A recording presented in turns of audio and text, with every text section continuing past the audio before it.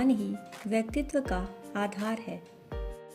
चारों ओर से पर्वतीय मालाओं में घिरे मैदानी क्षेत्र पर स्थित एथेंस की खूबसूरत नगरी देखते ही बनती थी।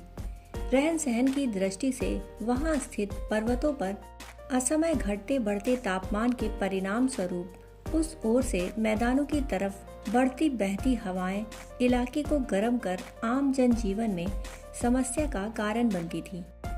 शीत ऋतु के आगमन को अधिक समय न था, किंतु वहां वस्तु स्थिति सर्वथा भिन्न थी। अभी मध्याह्न के समय ग्रीष्म की ज्वलन तीक्ष्णता का सामना कर पाना बर्दाश्त से बाहर ही होता था। ऐसी प्राकृतिक किंतु प्रतिकूल परिस्थितियों में रात्रि से सुबह तक का समय ही मंद शीतलता भरा सुकून प्रदान करता, जिसे लोग बाहरी दौड़ भाग से संबंधित कार्यों को करने के लिए उपयोग में लाया करते। यूनान का प्रतिष्ठित नगर एथेंस आज दर्शन एवं कला के आधार पर विकसित हुई पश्चिमी मानवीय सभ्यता का प्रमुख केंद्र बन चुका था। वहीं इस पुरातन नगरी ने लोकतंत्र की सुनियोजित व्यवस्था को सर्वप्रथम कायम कर विश्व के समक्ष अपनी विशिष्ट पहचान भी बनाई थी, जिसकी वर्तमान दशा को देखते हुए वह निष्पक्ष विश्लेषण करते समय प्रसिद्ध दार्शनिक सुकरात मानवीय सभ्यता के विकासशील क्रम पर अपनी दार्शनिक अनुभूतियों के आधार पर प्रकाश डालते हुए शिष्यों से कहने लगे, यहाँ यह भली प्रकार समझ लेना चाहिए कि संसार कभी भी एक ही सिद्धांत की परिधि में बांधा नहीं जा सकता। बदलते समय के साथ साथ समाज की रीति नीति में विवेक सम्मत परिवर्तन करना आवश्यक हो जाता है, और यदि इस ओर से किसी भी प्रकार की उपेक्षा बढ़ती गई हो तो देर सबेर समूचा तंत्र पथ भ्रष्ट हो विपत्ति में पड़ जाता है। उच्च गंभीर विषयों पर अपने मंतव्य शिष्यों के सम्मुख प्रस्तुत करते सुकरात निमग्न थे। तभी एक ज्योतिषी घूमता घामता वहां आ पहुंचा। भद्र और उदार लग रहे सुकरात व उनके शिष्यों को ध्यानपूर्वक देख ज्योतिषी को एक युक्ति सूझी। उसे लगा कि अपनी विद्या का छद्म प्रयोग करके कुछ धन अर्जित करने का यह उपयुक्त अवसर है।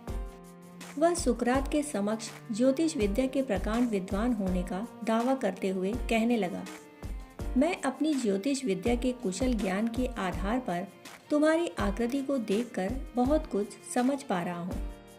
यदि चाहो तो मेरे माध्यम से इसे तुम भी जान सकते हो। मात्र चेहरा देखकर किसी भी व्यक्ति के स्वभाव व चरित्र के बारे में बता पाना मेरे लिए बड़ा सहज है। तुम मुझे इसके लिए एक अवसर प्रदान करके देखो। सुकरात अच्छे दार्शनिक थे, पर दिखने में बिल्कुल सुंदर नहीं थे। अपने बारे में वे खुद भी कहते थे कि मैं बदसूरत हूँ।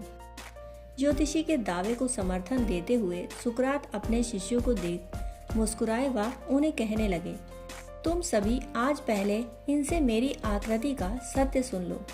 इतना कहने के उपरांत सुकरात ठिठके और गंभीर होते आगे कहने लगे, अपनी आकृति का रहस्य बाद में मैं तुम्हें बताऊंगा।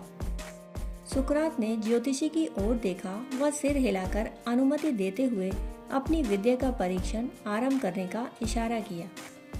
ज्योतिषी सुकरात का चेहरा देख उपेक्षित अंदाज में कहने लगा, इनके नथनों की बनावट बता रही है कि इस व्यक्ति में क्रोध की भावना प्रबल है।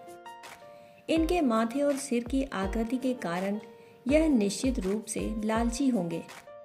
अपने गुरु के संबंध में अपमानजनक टिप्पणी सुन वहां उपस्थित शिष्य नाराज होने लगे। वह सुकरात से निवेदन करने लगे, महाशय, यह व्यक्ति हमें झक्की लगता है। आप आज्ञा दें तो अभी इसकी अक्ल ठिकाने लगा देते हैं। सुकरात ने शिष्यों को रोककर ज्योतिषी को निर्भीक होकर अपनी बात आगे बढ़ाने का इशारा किया। ज्योतिषी शिष्यों की बातों को नजरअंदाज करता आगे कहने लगा, इनकी ठोड़ी की रचना कहती है कि यह सनकी है। इनके होठों और दांतों की बनावट के अनुसार यह व्यक्ति सदैव देशद्रोह करने के लिए प्रेरित रहता है।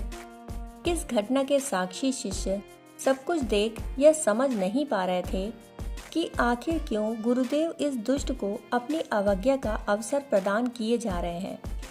सुकरात ने ज्योतिषी द्वारा ज्योतिष विद्या के आधार पर स्वयं के संबंध में लगाए गए अनुमानित तथ्यों को बड़े ही ध्यानपूर्वक सुना। वह अंत में ज्योतिषी की प्रशंसा कर उसे इनाम देकर विदा किया। गुरु आदेश से विवश सुकरात के शिष्य गुरु के हुए इस अपमान को चुपचाप सहन करने के कारण अधीर हो रहे थे। वे सभी सुकरात द्वारा ज्योतिषी के प्रति किए गए इस विचित्र व्यवहार से भौचक्के भी थे। सुकरात शिष्यों की उलझन को सुलझाते हुए कहने लगे, यथार्थ को छिपाना ठीक नहीं। ज्योतिषी ने मेरे संबंध में जो कुछ बताया वे सभी दुर्गुण मुझ में हैं। यही मेरी स्थूल आकृति में निहित सत्य है। किंतु उस ज्योतिषी से एक भूल अवश्य हुई, वह यह कि उसने मेरी आत्मिक ज्ञान की शक्ति पर जरा भी गौर नहीं किया। उस ज्ञान की मदद से मैं निरंतर अपने विवेक को जागृत रखकर अपने समस्त दुर्गुणों पर अंकुश लगाए रखता हूँ। सुकरात का शिक्षण सदैव आचारोन्मुख रहा था। सुकरात को मौलिक शिक्षा और आचरण द्वारा उदाहरण देना ही पसंद था। उन्हें हवाई बहस बिल्कुल पसंद न थी। यूनान में गंभीर विद्वान और ख्याति प्राप्त हो जाने पर भी वे सामान्य स्थिति में ही रहे। ज्ञान का संग्रह और प्रसार ही उनके जीवन का उद्देश्य था।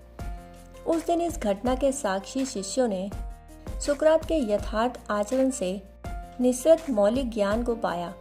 ज्योतिष विद्या का आकृति विज्ञान भाग्यवाद का किसी भी प्रकार समर्थक नहीं होता। विवेक के जागरण व तदनुरूप आचरण से किस प्रकार गुण, कर्म और स्वभाव में आमूलचूल परिवर्तन संभव है, यह आज महान दार्शनिक सुकरात ने अपने जीवंत उदाहरण से दर्शाया था। जिस तत्व ज्ञान को हृदयंगम कर शिष्य अपने गंतव्य को लौट गए।